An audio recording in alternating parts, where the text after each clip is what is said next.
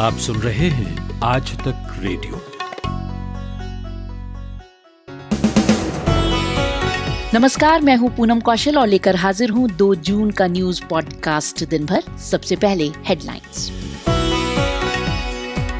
Corona का कोहराम जारी, रिकवरी रेट 48% से ज्यादा। देश का रिकवरी रेट कंटिन्यूअसली इम्प्रूव कर रहा है। कल की तारीख में भी देखें तो 3,708 people they have got recovered. Manoj Tiwari की दिल्ली बीजेपी अध्यक्ष पद से छुट्टी। दिल्ली प्रदेश बीजेपी के जो अध्यक्ष है मनोज तिवारी, उनकी जगह आदेश कुमार गुप्ता को अध्यक्ष बनाया है। आदेश कुमार गुप्ता नॉर्थ दिल्ली के मेयर है। और अमेरिका में हिंसक प्रदर्शनों से निपटने के लिए सेना बुलाएंगे राष्ट्रपति डोनाल्ड ट्रंप। अमेरिकी राष्ट्रपति मामले की नजाकत को नहीं भांप पाते और वो पुलिस से और ज्यादा सख्ती बरतने की बात कहते हैं। और कार्यक्रम में आगे ये भी बताएंगे कि क्यों अमरनाथ यात्रा पर संशय बरकरार है। लेकिन सबसे पहले मुख्य समाचार। नमस्कार, मुख्य समाचारों के साथ मैं माधुरी। भारतीय जनता पार्टी ने दिल्ली में आदेश गुप्ता को पार्टी का प्रदेश अध्यक्ष बनाया। इन्होंने मनोज तिवारी की जगह ली है। केंद्र सरकार ने कोरोना से इलाज के लिए रेमडेसिविर दवा के इस्तेमाल की स्वीकृति दी। स्वास्थ्य मंत्रालय ने कहा कोरोना के रोज 1,20,000 टेस्ट हो रहे हैं। विशेषज्ञों के अनुसार जून के आखिरी हफ्ते और जुलाई के शुरुआती हफ्तों में भारत में कोरोना 3rd स्टेज पर पहुंच सकता है। सुप्रीम कोर्ट में देश के नाम को इंडिया से भारत करने संबंधी याचिका पर सुनवाई स्थगित हुई। वकीलों ने सुप्रीम कोर्ट में सुनवाई कोर्ट रूम में शुरू करने की मांग की। कहा 95% वकील वर्चुअल सुनवाई में सहज नहीं हैं। जैसिका लाल हत्याकांड के दोषी मनु शर्मा को तिहाड़ जेल से रिहा किया गया। भारत और चीन के बीच डिविजनल कमांडर स्तर की बैठक हुई। अमेरिकी विदेश मंत्री माइक पोम्पियो ने भारत चीन सीमा पर बढ़ते तनाव पर चिंता जाहिर की है। असम के चाचर और करीमगंज समेत 3 जिलों में भूस्खलन से 20 लोगों की मौत हो गई है। मौसम विभाग ने दक्षिण भारत में मानसून की बरसात के मद्देनजर कोझिकोड समेत 4 जिलों में ऑरेंज तो कोल्लम समेत 7 जिलों में येलो अलर्ट जारी किया है। और चक्रवाती तूफान निसर्ग मुंबई और पालघर के नजदीक पहुंच गया है। कल तक गुजरात पहुंचने की संभावना, वहां रेड अलर्ट जारी किया गया है और NDRF तैनात की गई है। ये थे अब तक के मुख्य समाचार।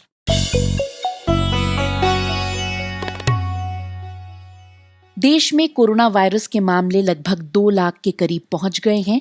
लेकिन राहत की बात यह है कि मरीजों के ठीक होने की संख्या भी बढ़ रही है। स्वास्थ्य मंत्रालय के मुताबिक देश में कोरोना का रिकवरी रेट 48.7% हो गया है। स्वास्थ्य मंत्रालय के संयुक्त सचिव लव अग्रवाल ने प्रेस कॉन्फ्रेंस में कहा कि देश में टेस्टिंग की सुविधा बढ़ाई गई है और हर दिन 1,20,000 से ज्यादा टेस्टिंग हो रही है। रिकवरी रेट पर बात करते हुए लव अग्रवाल बताते हैं कि देश का रिकवरी रेट कंटिन्यूअसली इम्प्रूव कर रहा है। कल की तारीख में भी देखें तो 3,708 people they have got recovered. और उसके साथ ही देखें कि टोटल हमारा रिकवरी नंबर जो है वो बढ़कर 95,527 पेशेंट्स हो चुका है। और इस रिकवरी रेट में स्टडी इम्प्रूवमेंट हो रहा है कि 15 अप्रैल में अगर देश का रिकवरी रेट करीब 11.42% था, 3 मई तक बढ़कर वह 26.59% हुआ। 18 मई को वही बढ़कर 38.29% और आज बढ़ते बढ़ते वह बढ़कर 48.07% हो चुका है। कोरोना से ठीक होने वाले मरीजों की संख्या में लगातार बढ़ोतरी हो रही है और अगर ठीक होने की रफ्तार ऐसी ही रही तो आने वाले कुछ दिनों में कोरोना से ठीक होने वाले मरीजों की संख्या कोरोना संक्रमित मरीजों से ज्यादा हो जाएगी। क्या है इसके मायने, यही समझने के लिए मैंने बात की आज तक के डेटा जर्नलिस्ट दीपू राय से और पूछा कि रिकवरी रेट बढ़ने के संकेत क्या हैं। ओवरऑल जो मरीजों की संख्या है भारत में कुल 1,98,706, उसमें से 95,527 मरीज क्योर्ड हो चुके हैं। लेकिन अभी भी एक्टिव मरीज जो है वो उससे ज़्यादा है, करीब 97,581। अब सवाल है कि ये रेशियो अगर बढ़ता जा रहा है रिकवरी रेट का तो एक बढ़िया संकेत तो जरूर है। लेकिन किन लोगों को रिकवरी माना जा रहा है, किन्हें माइल्ड इन्फेक्शन कह करके और उनको कहा जा रहा है कि ये क्योर्ड हो चुके हैं, ये एक थोड़ा सा चिंता का विषय जरूर है। क्योंकि जो रेट है बढ़ने का एक्टिव केसेस का, अगर आप देखें कि पर डे कितने एक्टिव केसेस बढ़ रहे हैं तो उनकी संख्या पिछले एक हफ्ते से 3,000 से ऊपर है। और उसी तरह से अगर आप देखें तो क्योर होने वाले की संख्या तकरीबन वो भी 3000 के आसपास पहुंच रही है। लेकिन इसमें सबसे बड़ा जो ये उछाल आया है वो आया है 30 मई को, जिस दिन कुछ स्टेट्स ने, खासतौर से महाराष्ट्र ने अचानक बहुत बड़ी संख्या में रिकवरी अनाउंस कर दी कि इतने सारे लोग रिकवर कर गए। अब इस तरह से जो स्पाइक होते हैं बीच बीच में, क्योंकि बहुत दिनों से पाइलअप होता है कि ये नंबर्स इनको रिकवर्ड या क्योर्ड अनाउंस कर दिया जाए, उसका ये रिजल्ट था कि एक इतना तेज स्पाइक हुआ, क्योंकि 30 मई को जिस तरह से पॉलिसी में चेंज किया गया। तो अब सवाल यह है कि जो टोटल नंबर्स हैं भारत में मरीजों की संख्या के बढ़ने के, वो अगर 4 से 5% के आसपास, अभी हालांकि फिलहाल 4% के आसपास से तेजी से बढ़ रहे हैं, लेकिन वो एब्सोल्यूट नंबर में देखें तो पिछले 3 दिनों में 8000 से ज़्यादा नए मरीज, नए केसेस सामने आए हैं। और ये एक संकेत है कि हाँ, कोरोना अभी भी कंट्रोल नहीं हुआ है। No doubt recovery rate better है, लेकिन वो कंट्रोल नहीं हुआ है। दीपू, क्या हम ये कह सकते हैं कि कोरोना रिकवरी रेट बढ़ने से अस्पतालों का बोझ कम हो जाएगा? रिकवरी रेट बेहतर होने से जरूर है कि अस्पतालों पे कम बोझ पड़ेगा, लेकिन अस्पतालों का बोझ घटाने के लिए रिकवरी रेट को बढ़ा देना भी अपने आप में एक अजीबोगरीब बात होती है। हालांकि बाकी देशों के मुकाबले में हमारा रिकवरी रेट काफी बेहतर दिख रहा है, और जो जैसा कि एक रेशियो में देखा जाए तो ये करीब करीब जितने मरीज आ रहे हैं, 14 स्टेट ऐसे हैं जहाँ पे कि जितने मरीज नए आ रहे हैं उससे कहीं ज्यादा लोग क्योर हो रहे हैं, यानी कि रिकवर हो रहे हैं और वो वापस जा रहे हैं। लेकिन बस यही है कि वो रिकवर वाकई में रिकवर हो रहे हैं या माइल्ड इन्फेक्शन की वजह से उनको छोड़ दिया जा रहा है और रिकवर घोषित कर दिया जा रहा है। तो उसको थोड़ा सा गौर करने वाली बात होगी, क्योंकि वो एक अगर माइल्ड इन्फेक्शन है तो भी नो डाउट वो इन्फेक्ट करेंगे ही, भले अपने वो उनके लिए कोई प्रॉब्लम ना हो, यंग हो या इम्यूनिटी उनकी बेटर हो, लेकिन बाकी सोसाइटी में बहुत सारे ऐसे लोग हैं जो किसी न किसी तरह से उनकी इम्यूनिटी कम होती है या एफिशिएंट उस तरह से नहीं होती है। तो अब सवाल ये है कि जो रिकवरी रेट है वो एक अच्छे मोड पे है, जो कि 15 अप्रैल के आसपास जो काफ़ी कम थी, 11% के आसपास थी, अब वो 48% है। तकरीबन आधे लोग ठीक हो रहे हैं, तो ये बहुत बढ़िया संकेत है अगर ये एक्चुअल डेटा है उसमें और वो रियल में क्योर्ड हुए हैं। तमाम जानकारी के लिए बहुत शुक्रिया दीपू राय। बढ़ते हैं आगे। बीजेपी ने सांसद मनोज तिवारी को दिल्ली बीजेपी अध्यक्ष के पद से हटा दिया है। पार्टी के राष्ट्रीय अध्यक्ष जेपी नड्डा ने मनोज तिवारी की जगह आदेश कुमार गुप्ता को दिल्ली बीजेपी की कमान सौंपी है। फरवरी में हुए दिल्ली विधानसभा चुनाव में बीजेपी को 70 में से महज 8 सीटें ही मिली थीं, यानी जिन उम्मीदों से मनोज तिवारी को दिल्ली बीजेपी की कमान सौंपी गई थी वो नाकाम रही। पद से हटाए जाने के बाद मनोज तिवारी ने जनता और कार्यकर्ताओं का आभार जताते हुए नए अध्यक्ष को बधाई दी है। अधिक जानकारी के लिए मैंने अब से कुछ देर पहले बात की आज तक संवाददाता हिमांशु शर्मा से। देखिए पूनम, बिल्कुल दिल्ली के जो बीजेपी के अध्यक्ष हैं मनोज तिवारी, वो वैसे भी 1 साल के एक्सटेंशन पे चल रहे थे। दिल्ली के चुनाव थे इसलिए अध्यक्ष को बदला नहीं गया था। अब दिल्ली चुनाव के नतीजे आ चुके थे और उसको आए हुए भी लगभग 3 महीने हो गए थे। कोविड-19 के कारण जो है पार्टी की गतिविधियां जो है संगठन की दृष्टि से जो है वो बंद थी। अब जैसे ही लॉकडाउन खुला है उसके बाद पार्टी ने तत्काल फैसला लिया, दिल्ली प्रदेश बीजेपी के जो अध्यक्ष है मनोज तिवारी, उनकी जगह आदेश कुमार गुप्ता को अध्यक्ष बनाया है। आदेश कुमार गुप्ता नॉर्थ दिल्ली के मेयर है और युवा मोर्चा में काम कर चुके हैं। पुराने पार्टी के संगठन के अंदर काम करने वाले जमीनी नेताओं में अगर देखा जाए तो आदेश गुप्ता को माना जा सकता है। एक लो प्रोफाइल है और सबसे बड़ी बात यह है कि आदेश गुप्ता क्योंकि एक कम्युनिटी से आते हैं, जो कम्युनिटी बीजेपी के लिए सबसे ज्यादा बड़ा दिल्ली के अंदर वोट बैंक होता था, बढ़िया कम्युनिटी अग्रवाल समाज, उस कम्युनिटी से आते हैं। इस विधानसभा के अंदर जो है वो दिल्ली के अंदर बढ़िया और अग्रवाल कम्युनिटी की तरफ से बीजेपी को वोट नहीं मिला। अपने पुराने वोटर को साधने के लिए एक बार फिर से बीजेपी ने आदेश कुमार गुप्ता को अध्यक्ष बनाया है। यानी कि ये कह सकते हैं कि आदेश कुमार गुप्ता के सहारे अपने पुराने खोए वोट बैंक को बीजेपी पाना चाहती है, क्योंकि 2022 के अंदर जो है वो दिल्ली म्युनिसिपल कॉर्पोरेशन के चुनाव हैं, उसमें बीजेपी पिछले 3 लगातार चुनाव जीत चुकी है और अब फिर से चाहेगी कि वो दिल्ली म्युनिसिपल कॉर्पोरेशन का इलेक्शन जो है वो जीते। हिमांशु, मनोज तिवारी विवादों में भी बहुत रहते हैं। लॉकडाउन के दौरान क्रिकेट खेलने पहुंच गए थे और उसके बाद भी जब दिल्ली में हार हुई थी बीजेपी की तो उसका ठीकरा भी मनोज तिवारी के सर पर ही फोड़ा गया था। देखिए बिल्कुल, मनोज तिवारी क्योंकि क्रिकेट खेलने गए थे लॉकडाउन के दौरान, सोनीपत चले गए थे। इससे पहले भी कई बार ऐसे विवादास्पद चीजें सामने आई हैं मनोज तिवारी को लेकर। लेकिन बड़ी बात यह है कि मनोज तिवारी पार्टी के संगठन में बहुत पुराने कार्यकर्ता नहीं है। 2013 के अंदर वो पार्टी में शामिल हुए थे। 2014 के अंदर उन्होंने लोकसभा चुनाव लड़ा, उसमें जीत दर्ज की, फिर उन्हें पार्टी का अध्यक्ष बनाया गया और एमसीडी के चुनाव के अंदर पार्टी को उनके नेतृत्व में जीत भी मिली थी। लेकिन 2020 के अंदर जिस तरीके से विधानसभा चुनाव में पार्टी को जो है बड़ा झटका लगा, ये शायद बीजेपी के लिए एक बड़ा सेटबैक था, क्योंकि जिस वोट बैंक के लिए उनको लाया गया था वो वोट बैंक साधने में मनोज तिवारी जो है नाकाम रहे और साथ ही साथ उनके साथ कई विवाद जो है वो चलते रहे। और ये भी कहा गया कि मनोज तिवारी कभी भी पार्टी के नेताओं को साथ लेके नहीं चले।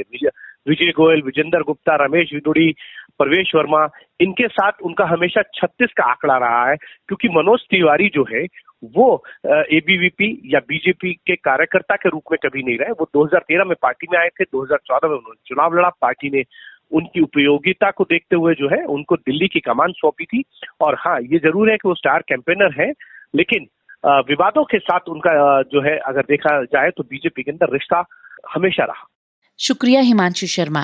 और अब बात करते हैं राजस्थान की। राजस्थान में इस समय कोरोना संक्रमण के 9,000 से ज्यादा मामले हैं और 200 से अधिक लोगों की मौत हुई है। कोरोना की बढ़ती रफ्तार के बीच राजस्थान सरकार ने लॉकडाउन को खत्म करते हुए सभी तरह की गतिविधियां शुरू कर दी हैं। इसमें पर्यटन केंद्रों को खोलना भी शामिल है। कल ही एक रंगारंग कार्यक्रम करके सरकार ने पर्यटकों को लुभाने की कोशिश की थी और 2 सप्ताह तक टिकट्स में छूट भी दी है, लेकिन कोरोना का डर ऐसा है कि लोग नदारद हैं। अधिक जानकारी दे रहे हैं जयपुर से हमारे संवाददाता शरद शर्मा। राजस्थान अब लॉकडाउन से पूरी तरह से आजाद हो गया है, मगर लगता है कि कोरोना ने भी अपने को आजाद कर लिया है। राजस्थान में अकेले 12 घंटे में 172 नए मामले कोरोना के आए हैं, जिसमें से अकेले जयपुर में 37 मामले कोरोना के हैं। उसमें से भी 16 से ज्यादा मामले पुराने शहर के हैं, जो गुलाबी नगरी के हैं। इस बीच सरकार ने धार्मिक स्थलों और शॉपिंग मॉल को छोड़कर सब कुछ खोल दिया है और यहीं से बड़ी चुनौती लोगों के लिए भी है, सरकार के लिए भी है कि कोरोना को कैसे रोकेंगे। एक बार ट्रैफिक पहले की तरह शुरू हो गया है और दुकानें खुल गई है। लोगों में लापरवाही भी देखी जा रही है, दुकानों में भीड़ भाड़ भी है और पर्यटन स्थलों पर भी लोग आएंगे। तो ऐसे में कैसे कोरोना का संक्रमण रोका जाए, इसके लिए सरकार की कोई रूपरेखा तैयार हो ऐसा दिखता नहीं। ऐसा लगता है कि सरकार ने सब कुछ भगवान भरोसे छोड़ दिया है। हालांकि आज हमने कई पर्यटन स्थलों का दौरा किया, जिसमें से जंतर मंतर, अल्बर्ट हॉल, हवा महल, आमेर, वहां पर बहुत ज्यादा पर्यटक नहीं दिखे। अगर हम तुलना करें 2019 में 1-2 जून से, तो वहां पर 30,000 से ज्यादा पर्यटक आए थे एक दिन में, लेकिन आज 1,000 से भी ज्यादा पर्यटक नहीं आए कहीं भी। हालांकि जंतर मंतर पर 5-6 विदेशी पर्यटक दिखे, जिसमें से अर्जेंटीना के एक विदेशी दंपति थे, से हमने बातचीत की तो उनका कहना था कि वो लॉकडाउन के ठीक पहले आए थे और यहाँ आकर वो फंस गए थे। आज जैसे ही पता चला कि आज से पर्यटन स्थल खुल रहे हैं, वो घूमने के लिए आए हैं। पर्यटन स्थलों पर एक बदलाव दिखा। थर्मल स्क्रीनिंग के जरिए ही अंदर भेजा जा रहा है, हैंड सैनिटाइज करवाया जा रहा है। इसके अलावा तीनों पारियों में सैनिटाइज किया जा रहा है पूरे पर्यटन स्थल को। सरकार का कहना है कि बहुत लंबे समय तक हम रोक कर नहीं रख सकते।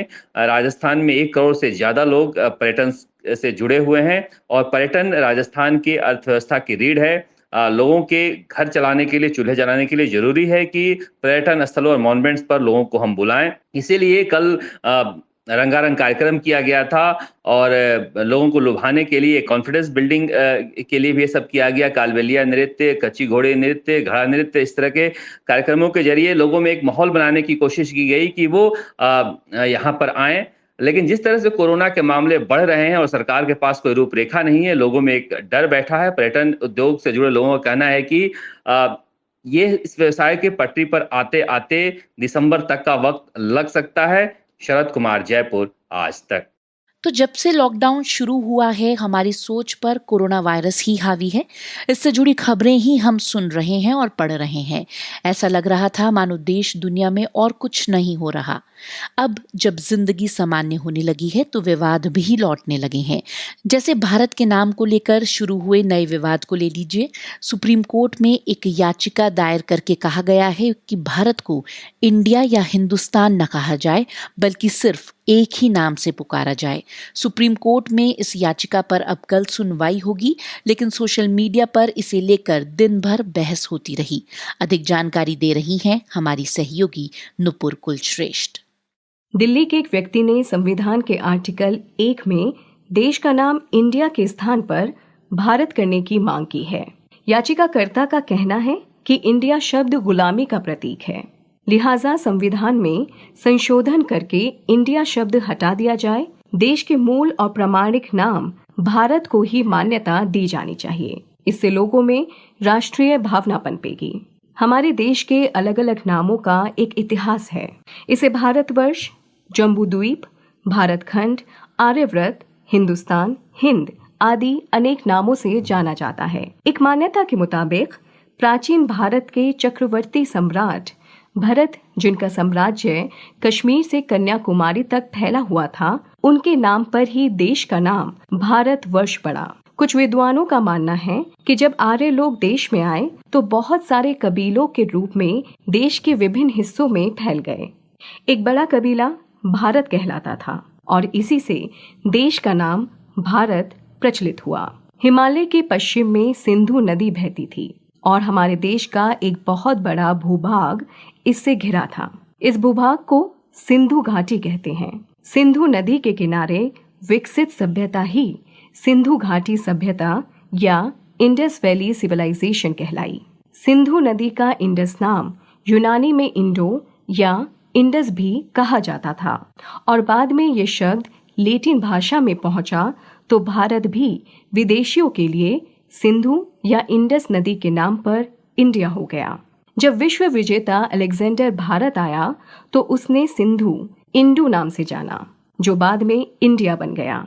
दूसरे यूनानी और ग्रीक लोगों ने भी इंडिया नाम ही प्रचलित किया। मौर्य दरबार में यूनानी शासक सिल्यूकस के दूत मेगास्थनीज ने अपना मशहूर ग्रंथ इंडिका में भारत को इंडिया ही लिखा था। मध्यकाल में जब अरबी, तुर्क और ईरानी हमलावर यहाँ आए तो उन्होंने सिंधु घाटी से प्रवेश किया। ये लोग स का उच्चारण ह करते थे और इस तरह से सिंधु का अपभ्रंश हिंदू हो गया और यहाँ के निवासी हिंदू और हिंदुओं का देश हो गया हिंदुस्तान। जब अंग्रेज भारत आए तो उन्होंने इंडिया नाम को ही अपनाया। ब्रिटिश हुकूमत के दौरान सारी दुनिया में भारत इंडिया नाम से ही जाना जाने लगा। आज सामान्य तौर पर लोग भाषाई आधार पर देश के अलग अलग नामों को प्रयोग में लाते हैं। हिंदी में भारत, उर्दू में हिंदुस्तान और अंग्रेजी में इंडिया। आज़ादी मिलने के बाद संविधान सभा में सवाल उठा कि नए आज़ाद हुए देश का क्या नाम रखा जाए। इस दौरान भारत, हिंदुस्तान, हिंद और इंडिया जैसे विकल्पों पर विचार किया गया। काफी विचार विमर्श और बहस के बाद संविधान सभा के सदस्य इस बात पर रजामंद हुए कि देश का नाम इंडिया दैट इज भारत होगा। संविधान के आर्टिकल 1 में वर्णित इसी इंडिया दैट इज भारत में से इंडिया शब्द को हटाने की मांग याचिकाकर्ता ने सुप्रीम कोर्ट से की है। इस याचिका पर सुप्रीम कोर्ट में भले ही सुनवाई टल गई हो, लेकिन ट्विटर पर इस मुद्दे को लेकर काफी बहस जारी है। नुपुर कुलश्रेष्ठ, आज तक रेडियो। आज तक रेडियो aajtak.in/radio ये हमारा पता है, लेकिन हम आपके पसंदीदा ऑडियो प्लेटफॉर्म्स पर भी हैं। Google podcast, Apple podcast, Spotify, Jio Saavn जैसे ठिकानों पर भी आप हमें सुन सकते हैं। और अगर YouTube आपकी पसंदीदा जगह है तो वहां पर भी हमें सब्सक्राइब कीजिए। आज तक रेडियो सुनता है सारा जहां। बढ़ते हैं आगे और बात करते हैं चीन की। भारत में चीन विरोधी भावनाओं का भड़कना और चीन के सामान के बहिष्कार की अपीलें होना कोई नई बात नहीं है। जब भी होली, दिवाली जैसे त्योहार आते हैं, कुछ लोग चीन के सामानों के बहिष्कार की अपील करते हैं, लेकिन अक्सर ये अनसुनी ही रह जाती हैं। लेकिन इस बार चीन से आए कोरोना वायरस के कहर, सीमा पर जारी भारत और चीन के बीच तनातनी के माहौल में फिर से चीन के सामानों के बहिष्कार के लिए अभियान चलाया गया है और इस बार कई बड़ी हस्तियां भी इसके साथ जुड़ी हुई हैं। चीन के सामान और सॉफ्टवेयर आज हमारी जिंदगी का हिस्सा बन गए हैं। कई बार तो लोगों को पता ही नहीं चलता कि सामान चीन का है भी या नहीं। क्या चीन के सामान का बहिष्कार करना इतना आसान है? इस पर ज्यादा जानकारी दे रहे हैं हमारे सहयोगी आनंद श्रीवास्तव। प्रधानमंत्री नरेंद्र मोदी ने आत्मनिर्भर भारत के निर्माण में लोकल से वोकल की बात की। उन्होंने लोकल ब्रांड्स को ग्लोबल बनाने के उपाय तलाशने को कहा। दूसरी तरफ चीन से सीमा पर तनातनी का माहौल है। ऐसे में एक बार फिर देश भर में चीन के सामानों का बहिष्कार करने की बात होने लगी है। एशिया के दो आर्थिक दिग्गजों के बीच कारोबारी संबंध किसी भी बायकॉट की तुलना में बहुत बड़े और जटिल हैं। भारत में चीन के व्यापक निवेश को देखते हुए पहली बात ये जानना कि क्या चीन का है और क्या नहीं, और फिर उसके विकल्प की पहचान करना ही बहुत मुश्किल काम लगता है। गेटवे हाउस की एक रिपोर्ट के अनुसार भारत के टॉप 30 यूनिकॉर्न्स यानी $1 अरब से ज्यादा के स्टार्टअप्स में से 18 में चीन का निवेश है। रणनीतिक निवेश के जरिए भारतीय कारोबारों में शामिल प्रमुख चीनी कंपनियों में अलीबाबा, टेंसेंट और बाइट डांस हैं। भारत में एक और प्रमुख चीन की उपस्थिति टिकटॉक के रूप में है, जिसके 20 करोड़ से अधिक सब्सक्राइबर्स हैं, और इसने भारतीय बाजार में यूट्यूब को पीछे छोड़ दिया है। जाने माने इनोवेटर सोनम वांगचुक ने इसके खिलाफ एक बड़ा अभियान भी शुरू किया है। युद्ध के परिस्थिति में हम ये नहीं देखते हैं कि हमारे 5 लोगों की रोजगार जाए। जब कोई हमारे से छेड़खानी करता है, हमारी धरती से छेड़खानी करता है, तो आप ये नहीं देखते हैं कि मेरे 5 रुपए या 10 रुपए। जिंदगी इकोनॉमिक्स नहीं है। हमें रक्षा सुरक्षा को देखते हुए अपने कदम लेने चाहिए। और अगर ये टिकटॉक ऐसे चीजें जो कि नॉन एसेंशियल है और सॉफ्टवेयर है, वो तो हम सबसे पहले हफ्ते में ही हटा सकते हैं। अगर ये हमारे युवा करोड़ों में हटा देते हैं तो इससे एक संदेश जाएगा चीन को कि भारत के लोग वाकई नाराज हैं। अभी उन्होंने अगर सॉफ्टवेयर पे किया तो वो आगे हार्डवेयर पे भी करेंगे, तो ऑर्डर्स कैंसिल होंगे, माल गोदामों में ही रह जाएंगे, तो उससे उनको बातचीत पे उतरने में ज्यादा जल्दी होगी। भारत में जो ऐप डाउनलोड किए जाते हैं उनमें 50% में चीन का निवेश है, जैसे कि यूसी ब्राउजर, शेयरइट, टिकटॉक और वीगो वीडियो। इन ऐप्स का ग्रामीण और शहरी भारत दोनों में अहम यूजर बेस है। भारतीय स्मार्टफोन बाजार में चीन के ब्रांड्स की हिस्सेदारी 2019 की पहली तिमाही में रिकॉर्ड 66% तक पहुंच गई। चीन के बहुत सारे हार्डवेयर, इलेक्ट्रॉनिक आइटम और घरेलू उपयोग से जुड़ी चीजें खुले बाजार में बिकती हैं, जिन पर कोई ब्रांड नेम ही नहीं होता, जिससे उनकी पहचान करना बहुत मुश्किल काम है। अंतर्राष्ट्रीय मामलों के जानकार और जवाहरलाल नेहरू विश्वविद्यालय के पूर्व प्रोफेसर पुष्पेश पंत का मानना है कि चीन के उत्पादों का बहिष्कार करके बहुत अधिक फर्क नहीं पड़ने वाला है। चीन का कौन सा सामान ऐसा है जो सामरिक महत्व का है या जिसकी कीमत इतनी ज्यादा है जिसका बहिष्कार करने के बाद हम चीन पर फटकार सकेंगे और चीन को लगेगा कि उसको कोई कष्ट हो रहा है और वो हमारे मन मुताबिक काम करेगा। क्योंकि हमारा रिश्ता चीन के साथ आर्थिक व्यापार का मनमोहन सिंह की कृपा से बहुत बड़े पैमाने पर व्यापार फैल गया। चीन का 16 नंबर का जो नकल का सामान है, मोबाइल फोन है, उन जो भारत में बड़े लोकप्रिय हैं, तो उसमें आप किस किस का बहिष्कार कर देंगे? उस आधार पर आपको एप्पल का भी बहिष्कार करना चाहिए। आज भी यदि आपके पास पैसा है तो आप कैमरा जापानी खरीदते हैं, कंप्यूटर पैसा है तो आप जापानी खरीदते हैं, उसके बाद आप दक्षिण कोरियाई खरीदते हैं, उसके बाद आप ताइवानी चीन का खरीदते हैं। मेरे ख्याल में ये चीन के बारे में जो भ्रांत धारणा है कि आम आदमी चीनी सामान का बहुत प्रयोग करता है, उसका बहिष्कार कर सकता है, ये बात मुझे बड़ी अटपटी लगती है।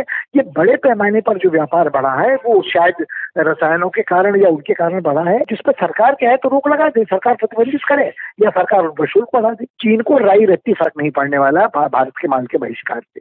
भारत चीन सीमा पर तनातनी के बीच दोनों देशों के व्यापारिक संबंधों पर क्या कोई फर्क पड़ेगा, ये तो आने वाले समय में ही पता चल पाएगा। शुक्रिया आनंद श्रीवास्तव। और अब बात अमरनाथ यात्रा की। कोरोना वायरस महामारी ने बहुत कुछ रोक दिया है। खेल गतिविधियां और कई तरह के आयोजन रद्द हैं। धार्मिक यात्राएं भी इससे प्रभावित हैं। ऐसे में प्रसिद्ध अमरनाथ यात्रा को लेकर भी इस साल संशय है। अमरनाथ में कैसा है माहौल और इस साल क्या तैयारियां हैं, यही जानने के लिए हमारे सहयोगी अशरफ वानी अमरनाथ पहुंचे। सुनिए उनकी रिपोर्ट। देश और दुनिया में लाखों श्रद्धालुओं के लिए आस्था का केंद्र अमरनाथ यात्रा को लेकर अब की बार अभी भी असमंजस बना हुआ है। देश में जारी कोरोना वायरस और लॉकडाउन के चलते फिलहाल अमरनाथ यात्रा को लेकर कोई तैयारी नहीं हुई है। उस बीच अमरनाथ गुफा में हर साल सर्दियों के दौरान बनने वाली बर्फ की शिवलिंग का आकार सामने आया है, जो काफी बड़ा है पिछले कई सालों के मुकाबले में। इसकी कई वजह मानी जा रही हैं। एक तो कश्मीर में अब की बार बहुत पहले बर्फबारी हुई और मौसम काफी ठंडा रहा सर्दियों के महीनों के दौरान, जिससे आकार में बेहतरी आई है। अमरनाथ यात्रा मात्र 2 महीने के लिए चलती है। रिवायतन जून के आखिरी हफ्ते में ये यात्रा शुरू हो जाती थी और अगस्त में ये संपन्न हो जाती थी। पिछले साल अनुच्छेद 370 हटने से पहले ही 1 अगस्त को अमरनाथ यात्रा को बीच में ही रोका गया था। अब की बार श्रद्धालुओं को उम्मीद थी कि वो अमरनाथ यात्रा कर पाएंगे, लेकिन कोरोना वायरस और लॉकडाउन के चलते फिलहाल ऐसा नहीं दिख रहा है। प्रशासन ने फिलहाल कोई फैसला तो नहीं लिया है, लेकिन कुछ दिन पहले जो अमरनाथ श्राइन बोर्ड की बैठक हुई थी, उसमें ये फैसला हुआ था कि जो सिंबॉलिक पूजा अमरनाथ गुफा में होती है वो श्राइन बोर्ड की तरफ से की जाएगी। कश्मीर में हर साल अमरनाथ यात्रा कई लोगों के लिए जहां श्रद्धा का सवाल है, वहीं पर कश्मीर में कई लोगों के लिए ये रोजगार का मात्र जरिया है। हजारों की तादाद में मजदूर घोड़े वाले इसी अमरनाथ यात्रा से कमाते थे और साल भर कमाई के लिए उनके लिए यही यात्रा एक जरिया थी। लेकिन अब की बार अमरनाथ यात्रा न होने को लेकर ये लोग भी परेशान हैं। और अब बात अमेरिका की। अफ्रीकी मूल के अमेरिकी नागरिक जॉर्ज फ्लॉयड की पुलिस के हाथों हत्या और उसका वीडियो सोशल मीडिया पर वायरल होने के बाद देश में बीते 1 सप्ताह से जारी प्रदर्शन हिंसक हो गए हैं। कई शहरों में कर्फ्यू है। हिंसक झड़पों में पुलिसकर्मी और प्रदर्शनकारी घायल हुए हैं। राष्ट्रपति डोनाल्ड ट्रंप ने सेना बुलाने की बात भी कही है। अधिक जानकारी दे रहे हैं हमारे सहयोगी परवेज आलम। दुनिया का सबसे ताकतवर देश अमेरिका इस वक्त कोरोना वायरस के सबसे बड़े संकट से जूझ रहा है। 18 लाख से ज्यादा लोग वहां कोरोना संक्रमण का शिकार हो चुके हैं। 1,07,000 लोगों की मौत हो चुकी है। 4 करोड़ से ज्यादा अमेरिकी बेरोजगार हो चुके हैं। और इस पृष्ठभूमि में अमेरिका में एक निहत्थे काले व्यक्ति जॉर्ज फ्लॉयड की एक गोरे पुलिस अफसर की जोर जबरदस्ती की वजह से मौत हो जाती है। इस ज्यादती का वीडियो देखकर अमेरिकी शहरियों का खून खौल उठता है। वो सड़कों पर आ जाते हैं, प्रदर्शन करते हैं। अमेरिकी राष्ट्रपति मामले की नजाकत को नहीं भांप पाते और वो पुलिस से और ज्यादा सख्ती बरतने की बात कहते हैं। लोगों को और ज्यादा गुस्सा आता है। कई राज्यों के दर्जनों शहरों में अमेरिकी प्रशासन और पुलिस के खिलाफ हिंसा भड़क उठती है। और अब ताजा हालत यह है कि राष्ट्रपति ट्रंप प्रदर्शनों से निपटने के लिए अमेरिकी फौज को सड़कों पर उतारने की धमकी दे रहे हैं। लगातार 7 रातें धरने, जुलूस, हिंसा और लूटपाट के साए में गुजरी हैं। कम से कम 5 लोगों की मौत हो चुकी है। जॉर्ज फ्लॉयड के पोस्टमार्टम की 2 रिपोर्टें साफ कहती हैं कि यह होमिसाइड का मामला है, यानी कि एक व्यक्ति के हाथों दूसरा व्यक्ति मरा है। प्रदर्शनकारियों ने सिर्फ न्यूयॉर्क शहर में पुलिस की 47 गाड़ियों को या तो जला दिया या तोड़ दिया। अमेरिका के 40 शहरों में कर्फ्यू लगा दिया गया है और 23 राज्यों में नेशनल गार्ड यानी अमेरिकी एयरफोर्स और फौज की रिजर्व फोर्सेस को सक्रिय कर दिया गया है। अमेरिका के राष्ट्रपति ट्रंप परेशान हैं, गुस्से में हैं। नवंबर का राष्ट्रपतीय चुनाव उनकी गिरफ्त से खिसकता जा रहा है।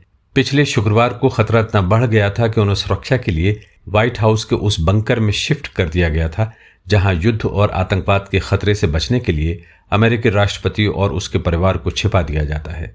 जब ये खबर बाहर आई तो उनकी स्ट्रॉन्गमैन की छवि को खासा नुकसान पहुंचा और अब वो प्रेक्षकों के अनुसार अपनी छवि को बेहतर करने के लिए और मजबूत नेतृत्व का प्रदर्शन करने के लिए फौज को सड़कों पर उतारने की धमकी दे रहे हैं।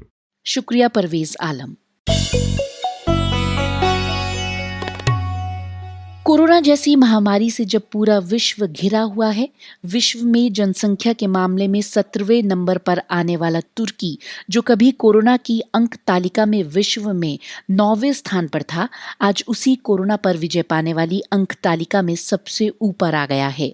तुर्की ने अपने सारे बाजार, मॉल्स, सार्वजनिक स्थल खोल दिए हैं।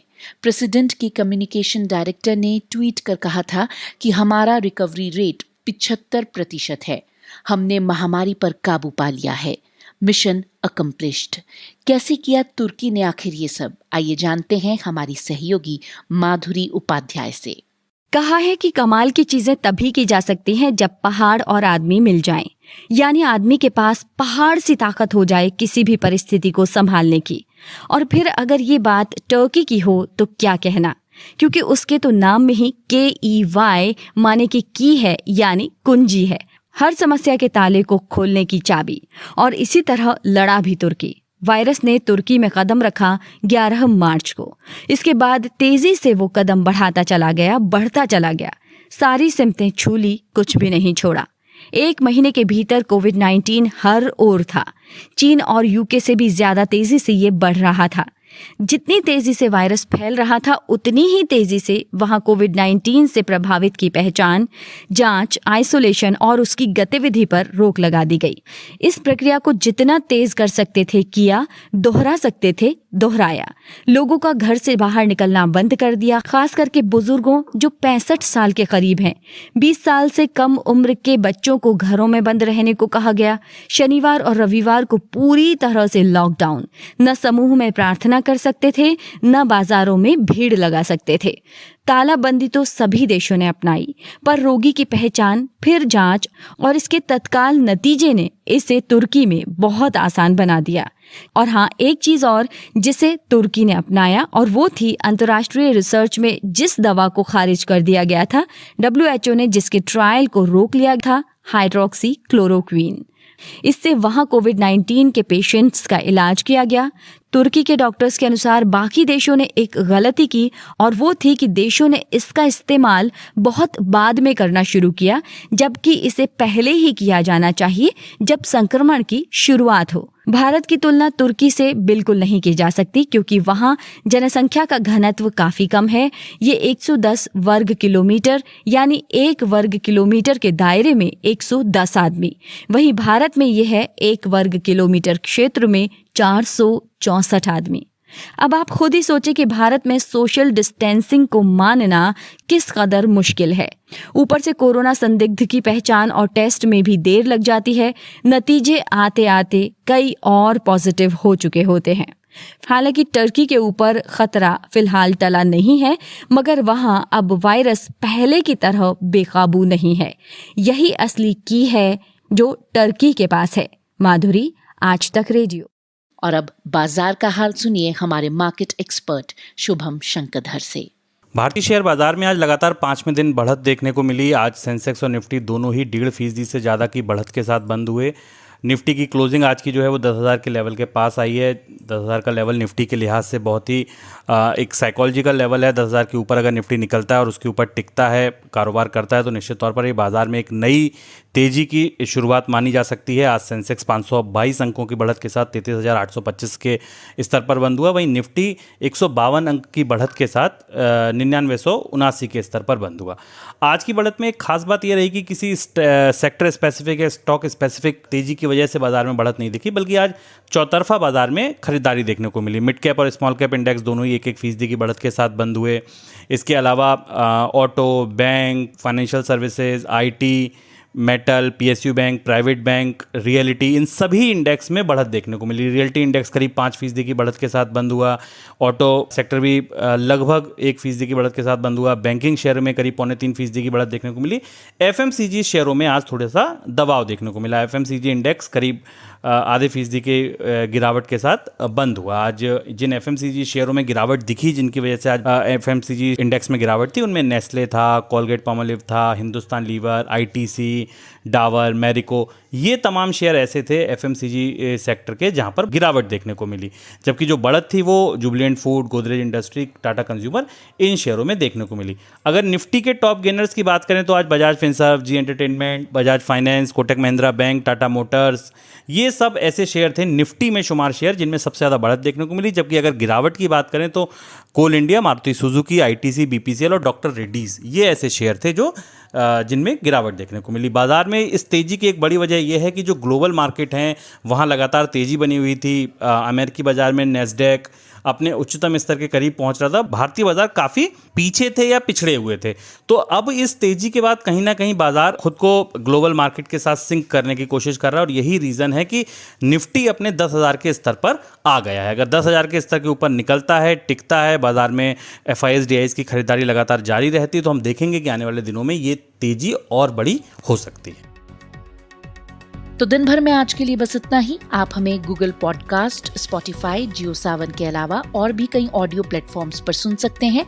और हाँ, हमें अपनी राय radio@aajtak.com पर मेल करना ना भूलें। अब मुझे यानी कि पूनम कौशल को दीजिए इजाजत। नमस्कार।